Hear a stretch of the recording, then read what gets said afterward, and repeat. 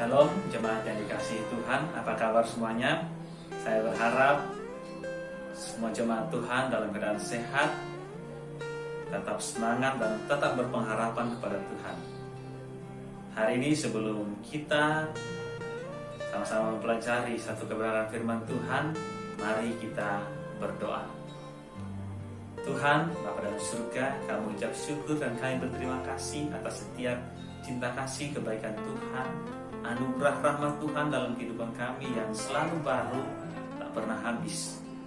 Saat ini kami akan belajar kebenaran firman-Mu. Tuhan yang memberkati, Tuhan menolong kami sehingga kami bisa memahami setiap kebenaran firman yang kami dengarkan pada saat hari ini. Tuhan, berkati kami semua. Tuhan menolong kami, mampukan kami tidak hanya mendengar tapi menjadi pelaku firman. Terpuji nama Tuhan, dalam nama Yesus kami siap untuk mendengarkan dan belajar kebenaran firman. Haleluya, amin. Puji nama Tuhan. Bapak Ibu yang dikasihi Tuhan, saat ini kita melihat situasi yang sedang dialami oleh hampir sebagian atau bahkan semua umat manusia yang ada di muka bumi saat ini.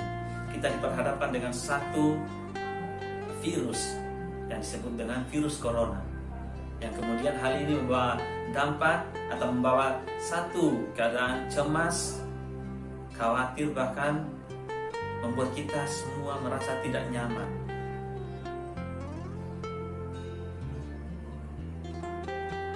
Kita sebagai orang percaya tentunya tetap percaya bahwa keadaan seperti apapun Tuhan yang akan menolong kita, Tuhan yang terus melepaskan kita dari setiap mara bahaya. Tetapi kita tidak bisa menutup mata dengan kenyataan yang ada saat ini, di mana kecemasan melanda hampir semua umat manusia. Bahkan tidak jarang ada juga anak-anak Tuhan yang mengalami kecemasan, mengalami kekhawatiran sebagai dampak dari keadaan yang ada saat ini. Kita melihat sudah banyak korban jiwa sebagai akibat dari virus corona ini. Tenaga medis berusaha dengan segenap kekuatan, dengan segenap kemampuan yang mereka miliki untuk menolong, untuk menyembuhkan dan bahkan merawat orang-orang atau pasien-pasien yang terkena virus corona tersebut. Dan bahkan pemerintah sendiri pun, secara khusus pemerintah kita di Indonesia, mengucurkan banyak biaya, mengucurkan banyak dana untuk menolong masyarakat agar bisa terlepas dari virus corona ini. Alat-alat pelindung diri atau alat-alat kesehatan yang mahal sekalipun didatangkan oleh pemerintah, diadakan oleh pemerintah untuk menolong kita sebagai warga masyarakat supaya kita tetap sehat, supaya kita tetap selamat dari virus corona ini. Dan bahkan kita sendiri pun mulai memperlengkapi diri kita dengan alat pelindung diri, sekalipun harganya mahal tetap kita beli. Mulai menjaga pola hidup kita, makan makanan minuman yang sehat, bergizi seimbang, dan bahkan mulai rajin cuci tangan, mulai memperhatikan kebersihan tubuh dan lingkungan sekitar. Kita tahu bahwa untuk menjadi sehat saat ini sangat mahal harganya. Bahkan kita melihat banyak orang-orang yang mengambil keuntungan dalam situasi seperti ini. Mereka menimbun alat-alat pelindung diri seperti masker contohnya, dan kembali dijual dengan harga yang mahal. Tetapi sekalipun dijual dengan harga yang mahal, masih ada juga orang-orang yang tetap untuk membeli seperti itu. Itu menunjukkan bahwa untuk menjadi sehat itu mahal, dan menjaga kesehatan itu perlu usaha. Sebagai anak-anak Tuhan, kita juga perlu untuk menjaga kesehatan kita. Kita juga perlu untuk tetap sehat, kita juga perlu untuk tetap kuat.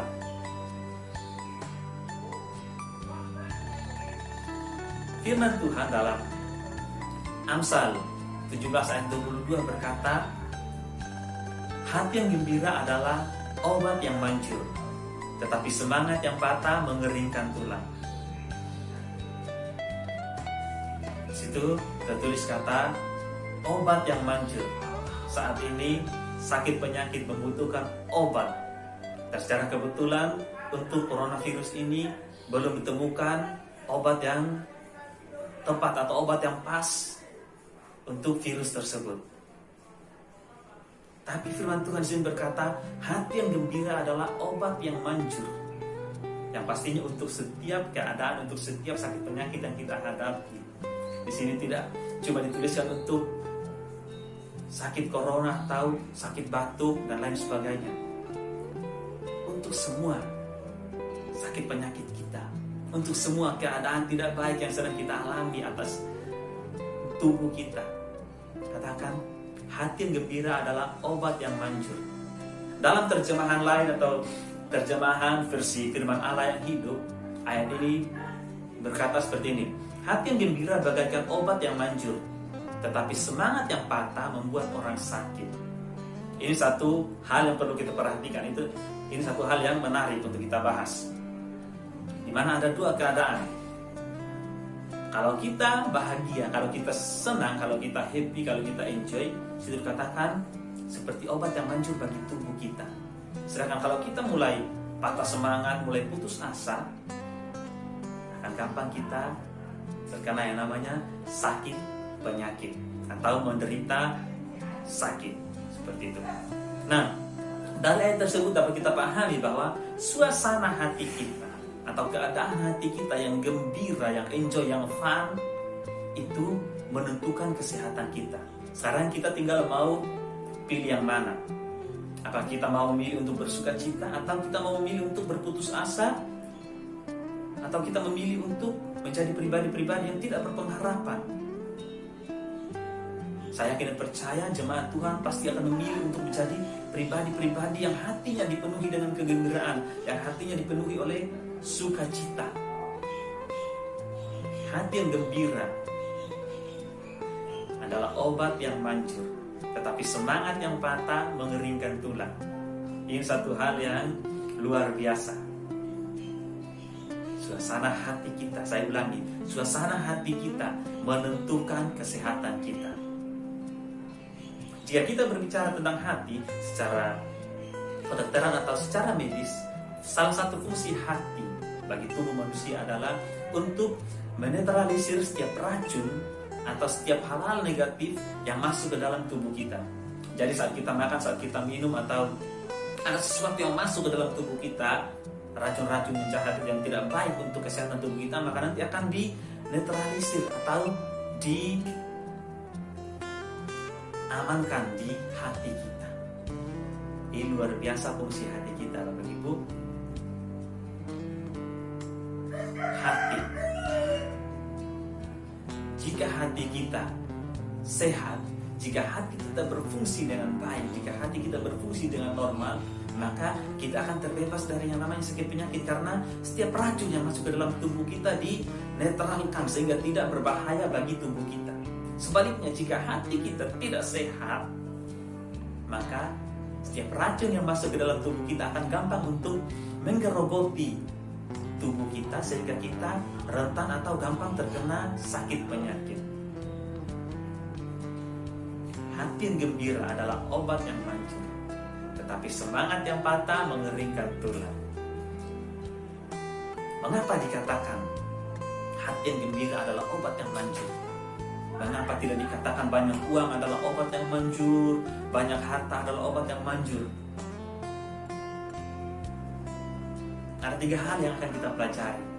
Yang pertama, mengapa suasana hati kita yang bergembira disebut sebagai obat yang manjur? Yang pertama, perlu kita perhatikan bahwa hati yang gembira adalah tanda bahwa orang tersebut selalu berpikir positif. Hati yang gembira adalah tanda bahwa orang tersebut berpikir positif. Firman Tuhan berkata kepada kita supaya kita jangan khawatir tentang apapun juga, tentang hidup kita, tentang apapun juga perlu diperhatikan, tentang apapun juga. Bukan cuma tentang satu dan lain hal, tetapi tentang apapun juga, artinya tentang semua yang terjadi atau sedang kita alami atau bahkan belum kita alami dalam kehidupan kita. Tuhan berkata, jangan kamu khawatir, jangan kamu cemas, jangan kamu takut secara berlebihan. Mengapa demikian? Karena terkadang saat kita khawatir, saat kita takut, kita cemas secara berlebihan, di situ kita cenderung untuk berpikir negatif. Dan bahkan saat kita khawatir, itu menandakan bahwa kita sedang meragukan kuasa Tuhan dalam kehidupan kita. Itu menunjukkan bahwa kita sedang takut menghadapi keadaan yang sedang kita alami. Kita lupa bahwa kita punya Tuhan yang besar yang akan pasti membackup kehidupan kita, yang pasti akan menolong kehidupan kita dalam setiap persoalan yang kita sedang hadapi. Khawatir secara berlebihan, takut secara berlebihan, menandakan kita hidup atau kita sedang meragukan kuasa Tuhan atas kehidupan kita. Padahal Tuhan terus dan pasti akan bekerja atas kehidupan kita. Tetapi rasa khawatir mengalahkan rasa percaya kita kepada Tuhan. Rasa khawatir terkadang membuat kita melihat masalah yang kecil menjadi masalah yang besar. Seharusnya masalah yang bisa kita selesaikan bersama dengan Tuhan, tetapi karena kita terlalu khawatir, terlalu cemas, kita takut. Kita sampai berpikiran bahwa kita tidak mungkin bisa menghadapi masalah tersebut. Orang yang hatinya gembira pasti adalah orang yang selalu berpikir positif. Jemaat Tuhan, mari kita untuk senantiasa menjadi orang yang berpikir positif, orang yang senantiasa memikirkan sesuatu yang baik. Apa yang ada dalam hati terpancar keluar. Mari pikirkan yang baik, renungkan yang baik, maka kehidupan kita pasti akan menjadi kehidupan yang positif. Jangan pernah kita memikirkan keburukan orang lain, jangan pernah kita memikirkan kesalahan orang lain terhadap hidup kita. Mari kita berfokus kepada kebaikan Tuhan. Mari kita berfokus kepada berkat-berkat Tuhan yang senantiasa dicurahkan atas kehidupan kita. Maka kita tidak akan ada waktu lagi untuk memikirkan keburukan dan kejelekan orang lain. Itu yang pertama. Yang kedua, mengapa suasana hati yang gembira disebut sebagai obat yang manjur? Yang kedua, hati yang gembira adalah tanda seseorang yang selalu mengucap syukur. Hati yang gembira adalah tanda bahwa orang tersebut suka mengucap syukur atau selalu mengucap syukur. Jemaat Tuhan, hari ini sudah kita mengucap syukur? Banyak hal yang bisa kita jadikan bahan perenungan atas diri kita, yang menjadikan kita untuk bisa mengucap syukur kepada Tuhan. Kita ada sampai saat ini, kita sehat, kita kuat, kita masih bisa beraktivitas dengan baik.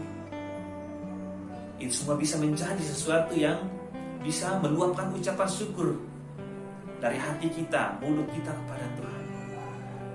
Firman Tuhan dalam 1 Tesalonika 5 ayat 18 berkata, mengucap syukurlah dalam segala hal. Mengucap syukurlah dalam segala hal. Jadi bukan hanya saat kamu disembuhkan dari sakit penyakitmu yang berat, bukan cuma saat kamu ditolong ekonomimu, saat kamu butuh uang, baru kita mengucap syukur. Tidak. Tuhan berkata dalam segala hal. Dalam segala hal yang mungkin kamu anggap atau yang mungkin kita anggap sepele sekalipun, kita perlu untuk mengucap syukur atas hal tersebut. Karena hal tersebut terjadi atau kita alami dalam kehidupan kita, itu semua atas seizin Tuhan dan pasti atas pertolongan Tuhan kita bisa alami hal tersebut. Bukan karena kekuatan kita sendiri, bukan karena kehebatan kita sendiri, bukan karena gagah kita sendiri, tapi karena ada tangan Tuhan yang beserta dengan kita, sehingga kita bisa melewati setiap proses dalam kehidupan kita. Oleh karena itu, mengucap syukur pun harus senantiasa kita lakukan. Hati yang dipenuhi dengan ucapan syukur, itulah hati yang gembira. Hati yang dipenuhi dengan rasa terima kasih kepada Tuhan, itulah tanda bahwa orang tersebut adalah orang yang betul-betul mengasihi Tuhan. Dia tahu bahwa apapun yang terjadi atas kehidupannya, apapun sedang dialami saat ini, ada rencana Tuhan yang indah di balik semua itu. Ada rencana Tuhan yang baik, yang terbaik, yang Tuhan sudah siapkan di balik apa yang terjadi saat ini. Mengucap syukur terkadang gampang kita ucapkan, tetapi dalam pelaksanaannya sulit untuk kita lakukan. Tetapi saya yakin dan percaya, kalau kita mengasihi Tuhan, ucapan syukur ini akan dengan sendirinya keluar dari mulut kita dalam setiap keadaan yang kita alami. Hati yang gembira merupakan salah satu tanda bahwa orang tersebut atau pribadi tersebut adalah pribadi yang suka mengucap syukur, yang suka berterima kasih kepada Tuhan, yang suka menyampaikan apa yang ada dalam isi hatinya kepada Tuhan sebagai ekspresi dari rasa terima kasih. Itu yang kedua. Yang ketiga, mengapa suasana hati yang gembira disebut sebagai obat yang manjur? Yang ketiga perlu kita perhatikan adalah bahwa hati yang gembira adalah tanda bahwa seseorang mempercayakan hidupnya sepenuhnya kepada Tuhan. Kalau tadi yang pertama adalah berpikir positif, yang kedua adalah selalu mengucap syukur, yang ketiga hati yang gembira adalah tanda bahwa orang tersebut mempercayakan segenap kehidupannya kepada Tuhan. Tidak perlu memikirkan atau tidak perlu memusingkan diri, merepotkan diri dengan hal-hal yang sebenarnya tidak penting untuk dipikirkan, karena Tuhan sudah menyediakan semuanya bagi kita. Bagian kita adalah melakukan apa yang menjadi kehendak Tuhan. Bagian kita adalah melakukan apa yang menyenangkan hati Tuhan.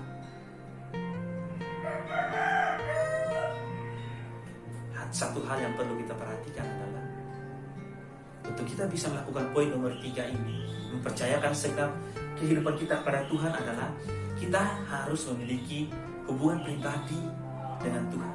Kita harus mengenal Tuhan dengan baik dan dengan benar. Karena sangat mustahil untuk kita mempercayakan sesuatu yang berharga dalam kehidupan kita kepada orang yang atau kepada pribadi yang tidak kita kenal. Sebaliknya, jika kita mengenal pribadi tersebut, jika kita mengenal orang tersebut, maka akan dengan senang hati, akan dengan penuh kerelaan kita mempercayakan sesuatu kepada orang tersebut. Kenali Tuhan kita, jalin atau bangun hubungan pribadi yang intim dengan Tuhan, maka bisa kita mempercayakan hidup kita sepenuhnya kepada Tuhan. Mempercayakan masa depan kita, mempercayakan pelayanan kita, mempercayakan keluarga kita, mempercayakan pekerjaan kita kepada Tuhan. Tuhan pasti akan menolong kita, Tuhan pasti akan bekerja atas kehidupan kita. Tuhan pasti akan menyatakan jalan keluar, Tuhan pasti akan menyatakan mujizat dalam setiap persoalan yang kita hadapi. Tugas kita adalah kita berserah sepenuhnya, mempercayakan sepenuhnya kehidupan kita kepada Tuhan. Saya yakin percaya jemaat Tuhan pasti punya hubungan yang baik dengan Tuhan, pasti mengenal dan memiliki hubungan yang spesial dengan Tuhan. Hati yang gembira adalah obat yang manjur, tetapi semangat yang patah mengeringkan tulang. Pilihan ada di tangan kita, Bapak Ibu semua. Jika kita mau untuk hidup sehat, jika kita untuk mau terus kuat di dalam Tuhan, maka hati kita harus bergembira, tetap bersuka cita di dalam Tuhan. Namun jika kita mau untuk menjadi pribadi-pribadi yang lemah, yang sakit, baik secara fisik atau rohani, maka pilihannya adalah berputus asa. Tapi kita sebagai anak-anak Tuhan, saya ingin percaya kita akan tetap terus berpengharapan, kita akan tetap terus sehat, kita akan tetap terus kuat di dalam Tuhan. Karena putus asa atau tidak berpengharapan itu adalah milik orang-orang yang tidak mengenal Tuhan. Dalam Amsal 4 ayat 23, firman Tuhan berkata, jagalah hatimu dengan segala kewaspadaan, karena dari situlah terpancar kehidupan. Jaga hati kita, jaga sumber kehidupan kita. Bahkan dalam Mazmur 119 ayat 11 berkata, Dalam hatiku Tuhan, aku menyimpan janjimu, aku menyimpan firmanmu. Supaya apa? Supaya aku jangan berdosa terhadap Engkau. Taruh firman Tuhan dalam hati kita. Jangan cuma sebatas di kepala kita atau dalam otak kita. Karena firman Tuhan atau pekerjaan Tuhan, kuasa Tuhan terkadang itu ada di luar logika kita. Firman Tuhan ada dalam hati kita. Firman Tuhan menjaga hati kita.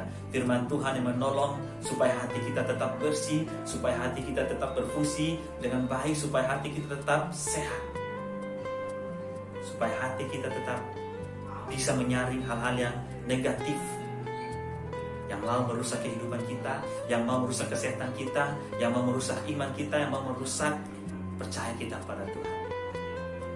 Kiranya Tuhan terus menolong kita. Kiranya Tuhan terus memberkati kita. Kita menjadi pribadi-pribadi yang terus mengandalkan Tuhan. Dalam situasi apapun, kita tetap mempercayakan segala kehidupan kita. Kita taruh firman Tuhan dalam hati kita, supaya firman Tuhan itu betul-betul menjadi bagian hidup kita, menguatkan kita, menyehatkan kita, dan kita terus menjadi pribadi-pribadi yang berpengharapan di dalam Tuhan. Amin untuk firman Tuhan. Tuhan Yesus memberkati kita semua.